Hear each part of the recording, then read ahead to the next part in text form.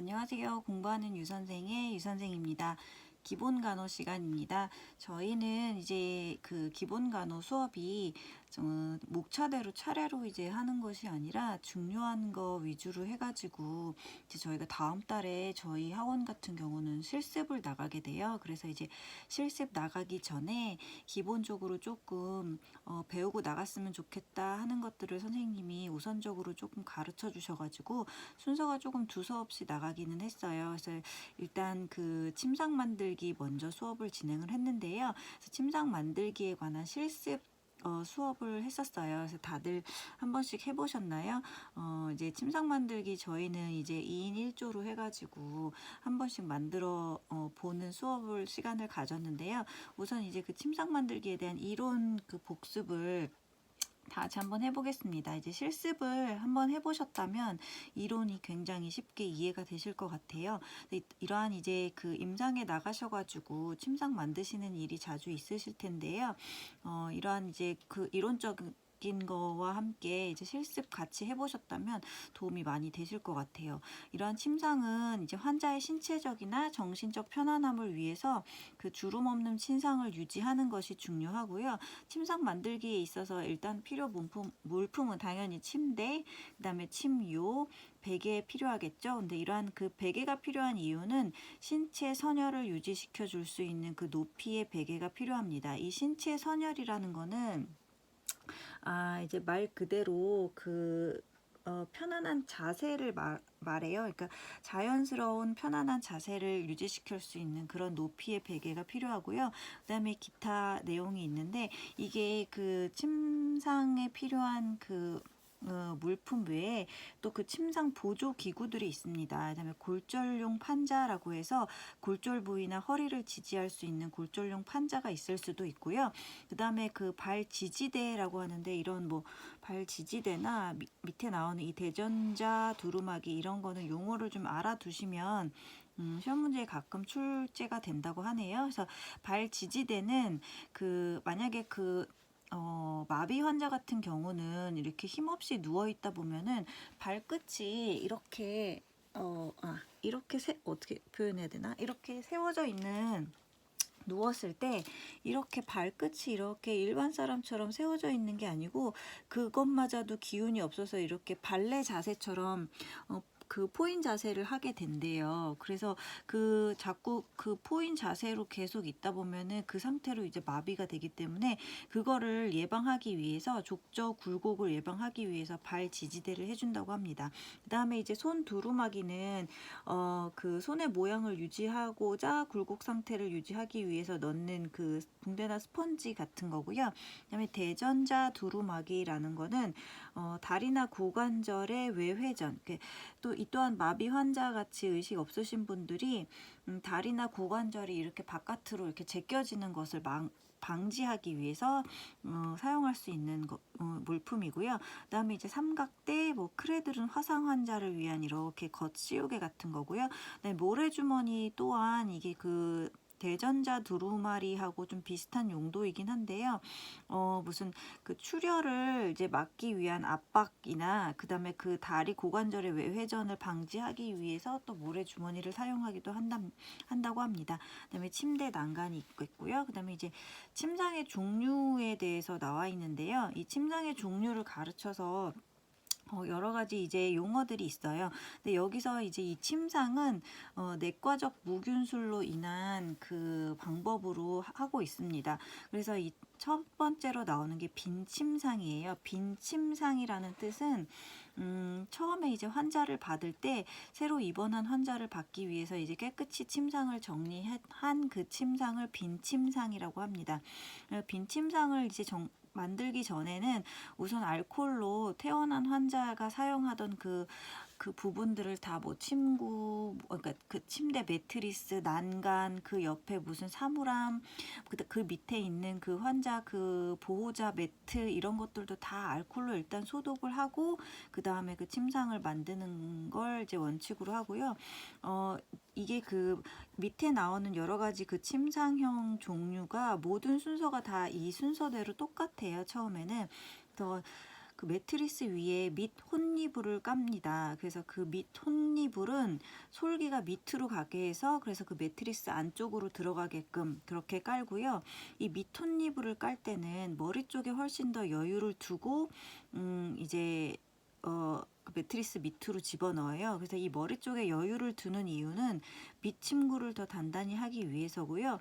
그 다음에 그 밑에 있는 그 머리 쪽 말고 그 발 쪽에 있는 그 시트 부분을 꽉 잡아당기는 이유는 거기가 이제 쭈글쭈글해서 구겨지면 그게 이제 그 전체적인 그 침구를 팽팽하게 당겨서 이제 매트리스를 까는 이유가 이게 이제 구겨져서 압력이 생기면은 환자분들의 그 밑에가 있다 욕창이 생기기 때문에 전체적으로 매트리스 밑에 그 밑톤 이불은 팽팽하게 잡아당겨서 이제 깔게 되어 있습니다. 그 다음에 이제 고무포를 얹습니다. 이 고무포는 크기가 이제 실습해 보셔서 아시겠지만 그 침대 그 매트리스의 반 정도밖에 되지 않아요. 그래서 그 깔는 위치가 어깨에서부터 무릎 높이 정도에 이제 놓게 되고요. 이 고무포를 모든 환자에게 다 깔아주면 좋겠지만 이제 어떤 환자에게 이제 대부분 깔아주냐 하는 문제가 이제 가끔 나오는데 분만 후에 산모나 설사 환자, 요실금, 관장 환자나 분비 수술 후에 분비물이 많은 환자, 그다음에 전신 마취 수술 후에 환자 등에게 이제 더 깔아주면 좋다고 합니다. 그다음에 그 고무포를 깔았으면 그 고무포를 쌓아야 되니까 그 고무포 위에 반혼 이불을 또 솔기가 밑쪽으로 해서 깔게 됩니다. 그 다음은 이제 담요를 덮어줄 윗혼 이불을 까는데요. 이 윗혼 이불은 담요를 감싸야 되기 때문에 반대로 솔기가 위로 가게끔 해서 쌉니다. 그래서 그 윗혼 이불을 깐 다음에는 담요를 얹어주죠. 근데 이게 담요를 이게 처음에 얹을 때 담요 상단 위로 이제 윗톤잎을 뒤집어야 되기 때문에 담요는 그 윗톤잎을보다 한 15에서 20cm 가량 내려가지고 그 윗톤이불이 담요 위에 이렇게 덮이도록 깔아주게 됩니다. 그 다음에 이제 베개를 마지막으로 놓는데요. 베개는 이제 솔기가 터진 곳이 이제 오염이 되면 안 되니까 그 환자 병실 문 쪽의 반대편 쪽으로 솔기가 갈 수 있도록 베개에 터진 곳이 병실 문 반대쪽으로 갈 수 있게 하는 것이 포인트입니다. 그 다음에 이제 까시는 거는 이제 실습해 보셔서 제가 순서는 따로 적진 않았어요. 이런 거를 빈 침상이라고 한다면 그 다음은 개방 침상이 있습니다. 개방 침상은 지금 환자가 입원해서 사용 중인 침상이에요. 그래서 환자가 검사를 간다거나 잠깐 자리를 비울 때 침대 정리나 준비를 해주는 거를 말하는데요. 까는 그 순서는 빈 침상과 동일합니다. 그래서 다 동일하게 하되 마지막에 이제 담요를 빈 침상은 이제 깔끔하게 덮어준다 하면 그 개방형 침상은 바로 검사나 환자가 돌아왔을 때 침대에 바로 누워서 들어갈 수 있도록 담요를 이제 발밑으로 접어가지고 깔끔하게 이제 침대가 3분의 2쯤 열려 있게끔 해놓는 것이 포인트입니다. 그 다음에 이제 환자가 누워있는 침상이라 해가지고 이게 뭐 마비거나 무의식인 환자들도 이제 침구를 갈아드려야 되잖아요. 그래서 환자가 누워있는 상태에서 침구를 교환하는 걸 말합니다. 이거 굉장히 숙련된 연습 후에 이거를 하셔야 돼요. 왜냐면 환자가 누워있기 때문에 대상자를 이제 조심해서 이제 침구를 갈아드려야 되거든요.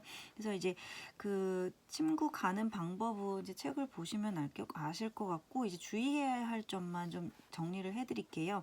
허약 환자나 출혈 또는 특별 치료 중인 환자는 손상이 안 가게 좀 조심을 하셔야 되고요. 대상자를 이제 옆으로 돌아 눕히게 한 다음에 한쪽을 침구를 정리하고 반대로 또 다시 대상자를 새로 가른 침구 옆으로 돌아 눕힌 다음에 나머지 쪽을 정리를 할 때 환자를 돌아 눕힐 때 너무 침상 끝 가까이에 눕혀가지고 침상에서 떨어지지 않도록 조심하시고요. 침대 난간은 꼭 올려주시는 게 포인트입니다. 그다음에 침대가 흔들리지 않게 하는 것도 중요하고요. 그 다음에 금기체위는 취하지 않는 것이 좋아요. 여기서 금기체위라고 하면 뭐 호흡 곤란 환자가 이제 호흡을 편안히 쉬기 위해서 반자위를 취하고 있는데 굳이 그 환자를 똑바로 앙화위로 바꾸어서 눕게 한 다음에 뭐 교환을 한다든가 이런 금기치의 같은 건 취하지 않는 게 좋습니다. 그 다음에 이제 크레들 침상이라고 하는데요. 이거는 이제 윗침구의 무게로 인해서 압박감을 느끼지 않게 하기 위한 침상 방법이에요. 보통 이 크레들 침상을 하는 그 환자들은 화상 환자나 피부염 환자, 그다음에 궤양, 피부 이식 환자들에게 이제 크레들 침상을 해드리는데요. 이 크레들이라 하면은 이렇게 침대 위에 이렇게 뭐라 그러죠? 이렇게 비닐하우스 골조 있잖아요. 그런 걸 이제 얹어주는 거잖아요. 그래서 이거를 얹는 위치가 윗 혼니불하고 반 혼니불 사이에 설치해 주는 게 정답입니다. 그래서 윗 혼니불, 반 혼니불 사이에 크레드를 설치한다는 거 기억을 좀 해주셨으면 좋겠어요. 그 다음에 이제 골절 환자 침상입니다. 척추나 등 근육을 반듯하게 유지하기 위해서 골절 환자 침상을 만드는데요. 골절 부위, 척추나 다리, 회붕대 부위를 지지하기 위해서 해줍니다. 자, 매트리스 위에 널판지를 깔고 이제 침상을 만들어 드리는데 이때 이제 요즘 병원에서는 대부분 용수철 매트리스를 쓰진 않죠. 보통 용수철 매트리스를 쓰는 곳은 뭐 VIP실이나 뭐 VVIP실 이런 데서 쓴다고 하는데 이제 보통은 이제 보통 매트리스를 쓰기 때문에 특별히 주의할 건 아니지만 용수철 매트리스는 이제 탄력성이 있기 때문에 보통 매트리스 위에 널판지를 까는 거를 이제 중요하다고 하고 있습니다. 그다음에 수술 후 환자 침상입니다. 수술 후에 병실로 돌아오는 환자를 위한 침상을 마련하는 걸 말하는데요. 여기서 중요한 포인트는 나머지는 다 똑같고요. 이제 준비물을 이불 순서를 깔 때 아까 말씀드린 밑혼잎을 고무포, 그다음 반혼잎을 윗혼잎을 담요, 베개 순으로 깔잖아요. 이때 고무포와 반혼잎을 2개씩 준비한다는 게 포인트입니다. 그 고무포를 어깨부터 무릎 사이에 대주기도 하고 그 다음에 또 이제 구토나 이런 것들을 이제 막기 위해서 구토실을 대비해서 그 얼굴 쪽에다가도 하나를 더 깔아주게 되어 있거든요. 근데 요즘 임상에 나가시면 굳이 고무포를 2개를 까신다기보다는 그 패드 같은 거를 얼굴 옆에는 갖다 드린다고 하더라고요. 근데 어쨌든 이론상은 고무포 2개와 반혼잎을 2개를 더 준비한다는 게 수술 후 환자 침상의 포인트입니다. 이렇게 해서 저는 좀 간단하게 침상 만들기를 좀 이론적으로는 좀 적어봤습니다. 기본적으로 실습을 통해서 익혀야 되는 부분이기 때문에 실습 하시면은 이 내용이 금방 쉽게 좀 이해되실 것 같습니다. 침상 만들기는 여기서 간단하게 복습하고요. 다음 시간에 또 다른 차트로 이제 또 찾아뵙겠습니다. 시청해 주셔서 감사합니다.